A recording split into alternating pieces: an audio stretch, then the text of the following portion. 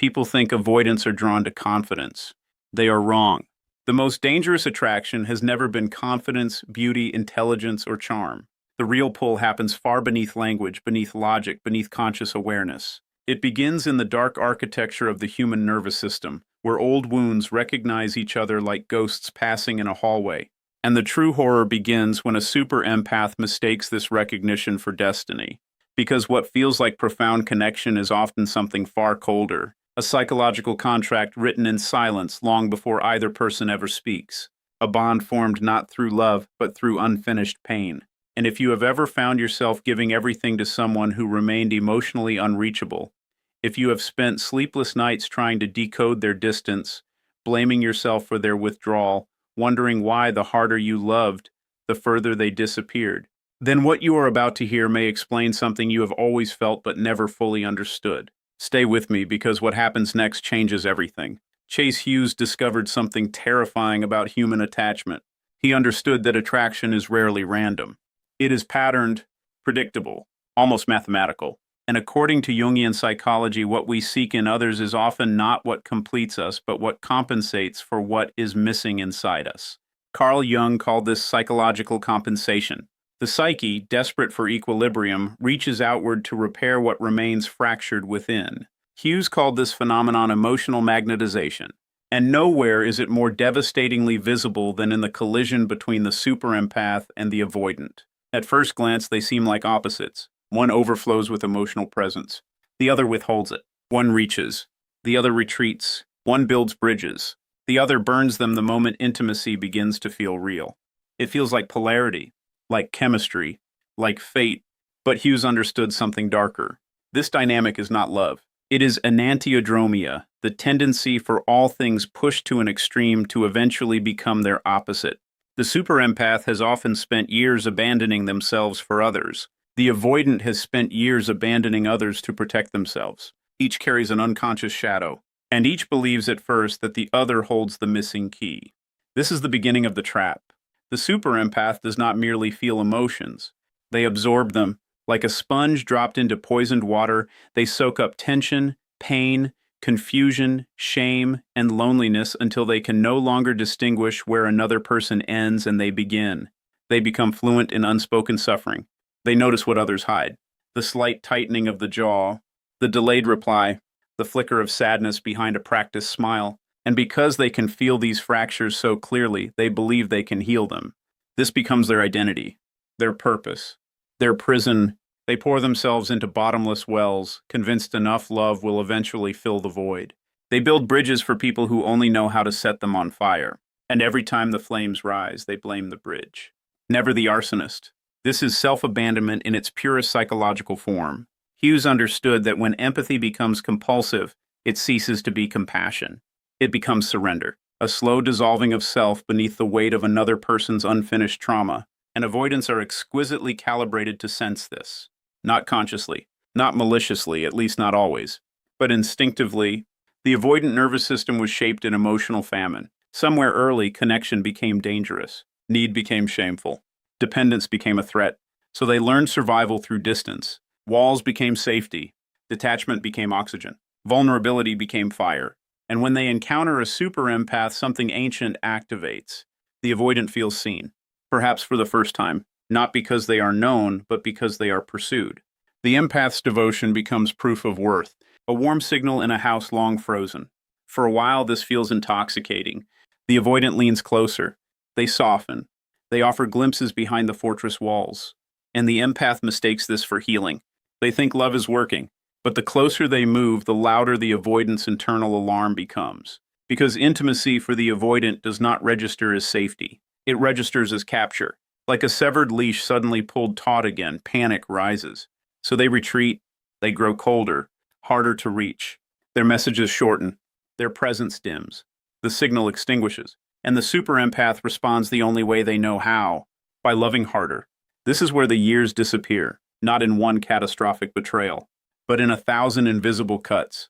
The empath forgives what should never have required forgiveness, again and again and again. They excuse neglect as stress, distance as independence, cruelty as woundedness. They tell themselves if they can just become softer, wiser, more patient, more understanding, eventually the avoidant will feel safe enough to stay. So they suppress their anger, silence their needs, shrink their truth, until they are no longer a person but a reflection, a shape designed entirely around someone else's comfort. A house emptied room by room to keep a guest from leaving, and still the guest leaves. This is the cruelty of the pattern. The more completely the empath abandons themselves, the less the avoidant respects their presence. Because what the avoidant fears most is engulfment, and self-erasure feels like engulfment disguised as devotion. So they pull further away, leaving the empath staring at emotional ruins, trying to decipher what they did wrong. This is the shattered illusion, the bridge collapsing silently into black water, the broken well finally revealing there was never any water to draw, and then it happens. The moment Hughes described with chilling precision, the silent click. It does not arrive during an argument, not during betrayal, not even during abandonment. It happens in stillness, a strange and terrifying calm, like hearing a lock turn deep inside your own mind. No rage, no tears, no desperate need for explanation, just clarity, sudden and absolute. The receiver shuts down, the signal disappears. The bridge seals itself forever, and the empath knows, not intellectually, not logically, but cellularly, they are done. The avoidant usually does not notice at first. Why would they? They have mistaken the empath's endurance for permanence. They believe the gates will always reopen. The warmth will always return. The apologies, however empty, will always work. But this time is different, because something irreversible has occurred. This is not emotional death. This is shadow integration. Jung taught that whatever we suppress does not disappear. It waits. It gathers force in darkness until eventually it returns to restore psychic equilibrium.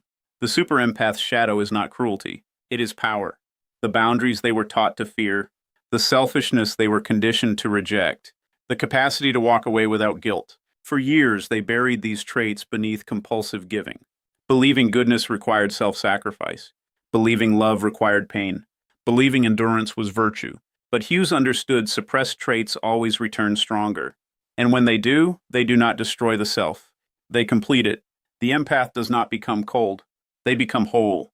The part they feared becomes the part that saves them. It is like fortress walls rising from ash, like emotional armor forged in fire, like a house finally securing its doors after decades of invasion. For the first time, they meet themselves, and the meeting is sacred. Something ancient inside them straightens its spine. This is individuation, the birth of sovereignty of self. And this is where the manipulator loses power, because manipulation requires access. It feeds on emotional openings, on guilt, hope, confusion, need. Once the empath integrates their shadow, those openings vanish. The old hooks find no flesh. Apologies land like dead leaves. Love bombing feels mechanical, predictable, almost embarrassing to witness. The manipulator becomes haunted by their own impotence. They send messages crafted to provoke. Nothing. They reappear with sudden warmth. Nothing. They test old wounds for tenderness and find scar tissue instead. Nothing. It is like shouting into a canyon that no longer echoes. And for someone who relied on emotional control, this silence is unbearable. They become confused, then unsettled, then desperate, because they cannot comprehend what changed. The empath was always there, always reachable, always waiting. But now the gates are locked, the signal extinguished, the leash severed cleanly at the throat. And what terrifies them most is not anger. Anger would mean attachment still exists. What terrifies them is peace, that eerie stillness of someone who no longer needs anything from them. This is psychological immunity, and it cannot be faked. Hughes framed this as radical acceptance. The moment the psyche stops bargaining with reality, stops demanding different outcomes from people incapable of giving them, stops mistaking fantasy for potential. This acceptance does not feel dramatic. It feels quiet, clean, like morning light entering a room after years of blackout curtains. The empath sees clearly, not who the avoidant could become, not who they pretended to be, but who they are, and reality, once accepted, loses its power to wound. This is why the final stage looks like indifference, not revenge, not hatred, not bitterness, transcendence. The super empath stops explaining, stops defending, stops rewriting themselves for someone else's comfort, stops hoping each apology contains a different future. They simply withdraw their energy, completely, like a tide receding from poisoned shores, and in that withdrawal, something majestic emerges, an unreachable calm. They no longer chase closure because they understand closure was never something another person could grant. It was always an internal decision, a locked gate, a final click. This is ego dissolution in its highest form. The collapse of the false self built around earning love. The death of the identity that believed worthiness had to be proven through suffering. And what rises in its place is not arrogance. It is truth, unshakable and still. The avoidant may circle back. Many do, drawn not by love but by absence, trying to reclaim the signal they once took for granted. But by then they are standing before a house transformed. The windows no longer glow for them. The doors do not open. The silence inside is not loneliness. It is peace. And this is the part most people never understand. The super empath was never weak.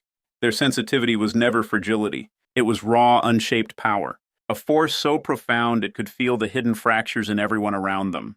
They simply had not yet learned where that power belonged. They kept pouring it outward, mistaking rescue for purpose, until life forced the lesson inward.